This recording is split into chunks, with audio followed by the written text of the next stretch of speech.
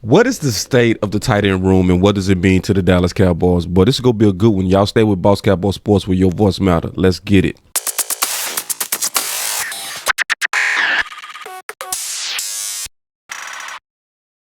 So when we dealing with the state of the tight end room, this is actually one of the most exciting and underrated rooms. It's not fancy, it's not sexy, but it's effective. Let's get right into the content, because one of the main things I want to explain is that our offense actually had some of its best success when we ramped up the 12 personnel and ramped down the 11 personnel. And the 12 personnel basically means one running back with two tight ends. 11 is one running back with one tight end.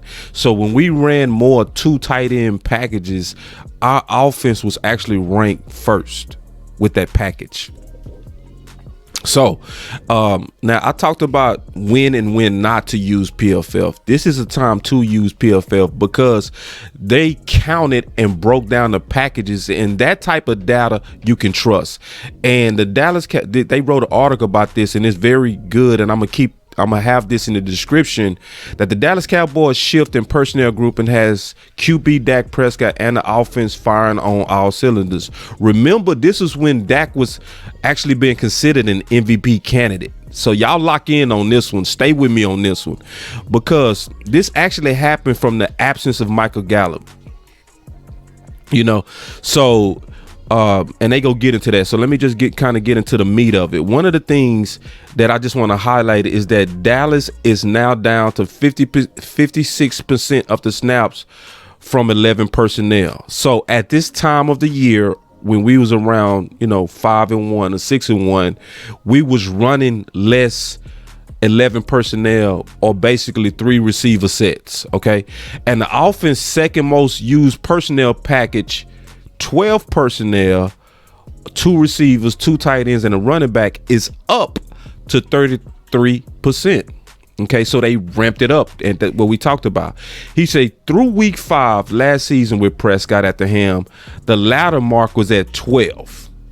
The Cowboys now rank first in success rate in 12 personnel. Ooh. Ooh, and 4th in the same category in 11 personnel. Being able to live in 2 offensive worlds is a key for success in the modern game. We going into the playoffs with this. Remember, most of the season now has kind of hid the film on really the 12 personnel and why it works so well. So getting back into it, you could also see clearly that it's true that even under Scott Linehan, we ran a lot of personnel, 11 personnel. And Kellen Moore, he 11 personnel crazy. He loved to pretty much have 3 receivers in the game, 79%. But that was way down the 3 receiver sets, and he was going with 12 receiver sets when we was hot and when Dak was playing at an MVP level, because remember, that was the absence of Gallup. He said with Gallup sidelined for much of the season, the Cowboys have had to rely on Jarwin and his tight end teammate Dalton Schultz to create an environment where Prescott can get defined reads of play action. Now it's finna get real juicy. Y'all stay with me. All right, stay with me. He said they run play action on just 19% of their 11 personnel snaps, but on 50% of their 12 personnel snaps to create a less stressful environment for the quarterback. Well said, PFF. Well said. Well said. I got to give y'all props on this one. Y'all hit this one on the head. He said they can also run the ball from these sets. Having more tight ends increases diversity in the run game. With Dallas in 11 personnel, its duo scheme, also known as power without the pullers, accounts for 10% of the team's snaps. It accounts for 29% 50% in 12 personnel. So you can see basically Dallas is more committed to the run out of 12 personnel. So everybody that's been sounding the alarm for we need to run the damn ball, we also need to be rooting for more 2 tight end sets because it's going to put us in a good position going into the playoffs. The Cowboys can be a more punch you in the mouth type of offense rather than the zone-based team they are in other personnel groupings. Yeah, man. So when you talking about this 12 personnel, Dalton Schultz and Blake Jarwin, even with Sprinkle, but especially when you have real passing threats out of Dalton Schultz and Blake Jarwin, that becomes a very, very, very hard thing to scheme in the NFL. It becomes a very hard matchup. And if we just kind of look at both the guys, all right, let's start with Blake. We're going to start with you, Blake. Blake, and you'll see from the film that Blake and Jarwin are both guys that are used similar to where they don't really stretch the field a lot. They can, especially Blake.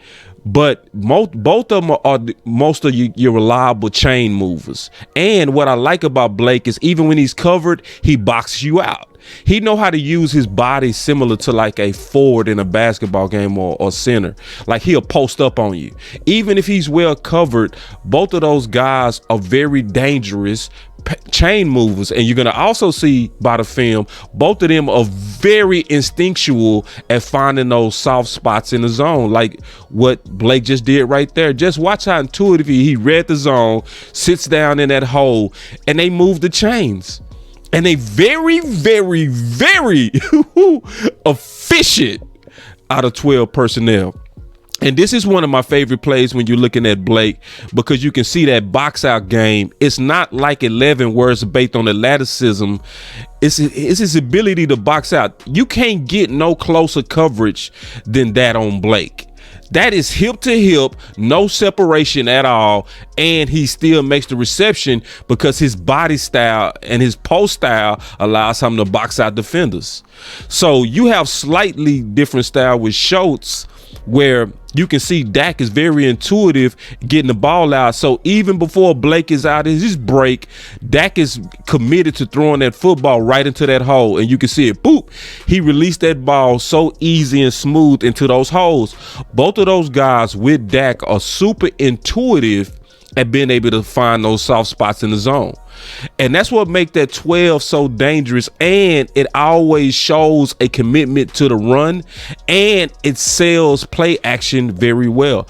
And that's one of those plays right there that I always like to talk about, because I put this one on Kellen Moore, because this one is more so, I think this touchdown was more so on Kellen Moore, because we did a film session where we talked about the keys.